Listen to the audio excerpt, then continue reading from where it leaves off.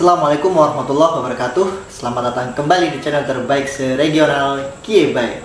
Di video kali ini gua mau mengunboxing sebuah motherboard dari MSI dengan chipset H410. Jadi ini untuk Intel generasi ke-10 ya guys.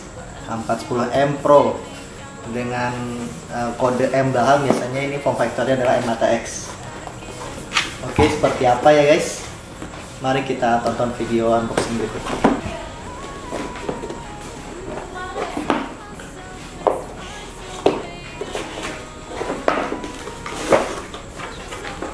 Ada kartu garansi, langsung motherboardnya,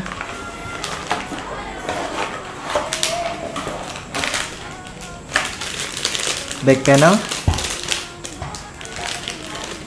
kabel SATA 2 buah,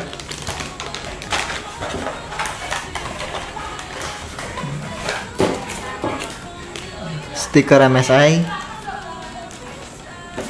CD-ROM, kartu thanks for purchasing, quick installation guide, dan baut M2.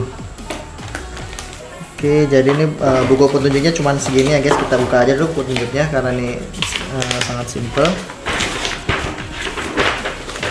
Di buku petunjuknya ini yang pertama itu cara masang prosesornya, fan. Ini prosesor semua. Nah ini mungkin ini yang perlu diperhatikan adalah yang bagian sini, untuk peripheral front panelnya ya guys, harus diperhatikan. Bagian sini ada pemasangan back panel, pemasangan motherboard ke casing, kemudian pemasangan PSU. Harusnya nggak ini. Oke.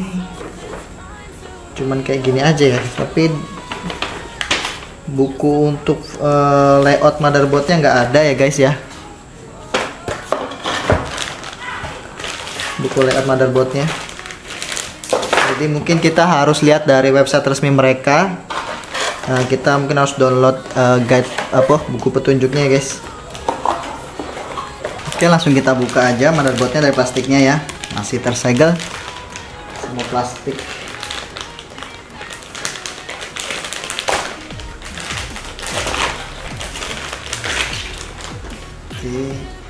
Motherboard ini garansi AAA ya, pembelian bulan Desember 2020. Secara back dari belakang seperti ini tampilannya, ini depannya. Oke, kita mulai dari atas dulu. Ini untuk power CPU, sistem fan, CPU fan.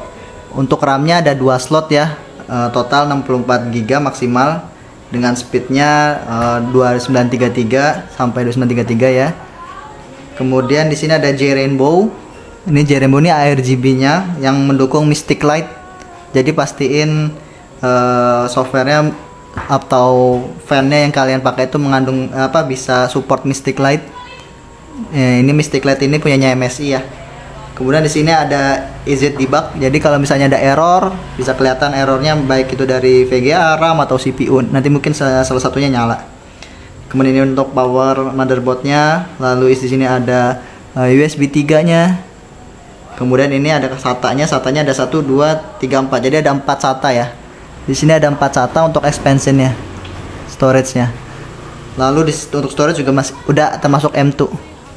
Jadi ini ada M2-nya di sini.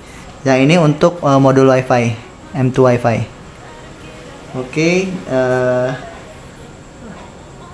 lalu di sini ini JTPM ya, buat TPM, konektor TPM. Untuk yang front panelnya ini yang ini. Jadi jangan kebalik ya. Untuk kebalik ini JFP, yaitu untuk front panelnya. Ini untuk COM. Kemudian ini juga ada JRGB. Lalu ini untuk audionya.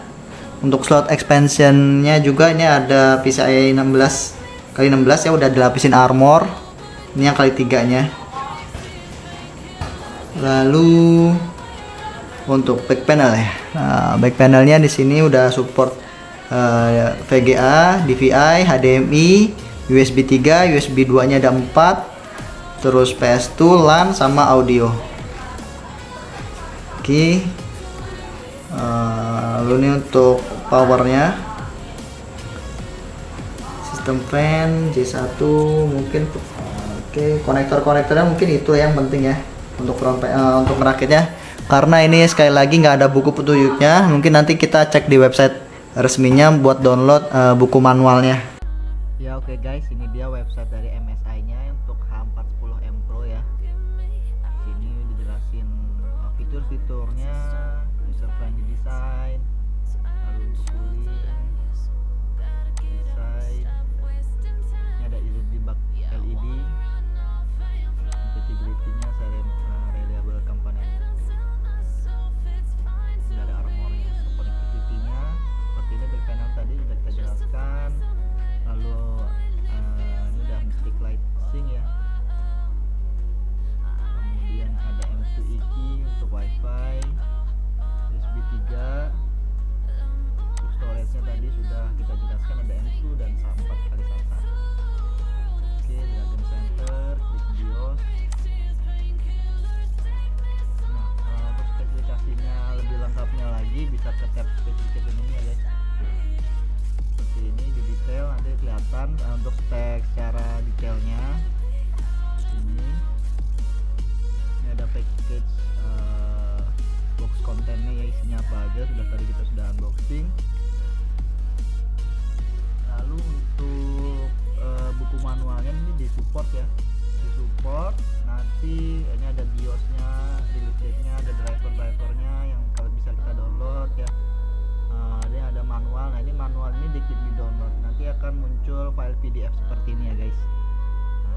Jadi di file PDF-nya ini cukup lengkap ya. Tinggal kita download, kita lihat aja, kita baca mulai dari spesifikasinya, kemudian rear panel, lalu overview komponennya ya, power, SATA, JFP, JUSB, JCOM, JAUDI. Ini masang soketnya, ini untuk RAM-nya. Nah, ini pemasangan M2 nya ya, seperti ini. Lalu untuk front panelnya nih yang penting JFP 1, susunannya seperti ini ya, 1, 2. Ini HDD LED, power LED, power switch, reset. Nah, ini untuk front audio connector biasa. Oke, seperti ini ya websitenya. Nah, jadi alamatnya di H410M Pro. Oke guys, itu tadi video unboxing kita ya. Jadi perlu diingat bahwa di paket penjualan ini tidak ada buku manual yang tebal-tebal gitu. Jadi kalau untuk pemula, mungkin karena pro gitu ya, jadi nggak dikasih. Mungkin karena kalau buat teman-teman yang pemula yang pengen ngerakit pakai motherboard ini, saya sarankan untuk mendownload buku manual sesuai yang sudah saya show sebelumnya ya. Jadi download buku manualnya untuk biar tahu mana yang harus dicolok mana gitu, jangan sampai salah colok gitu, bahaya. Nah, untuk motherboard H410 dari MSI ini juga ada beberapa jenis ya guys. Yang ini yang gue beli itu H410M Pro. Jadi di pasaran itu ada yang seri H410-A atau VH. Jadi perbedaannya di mana?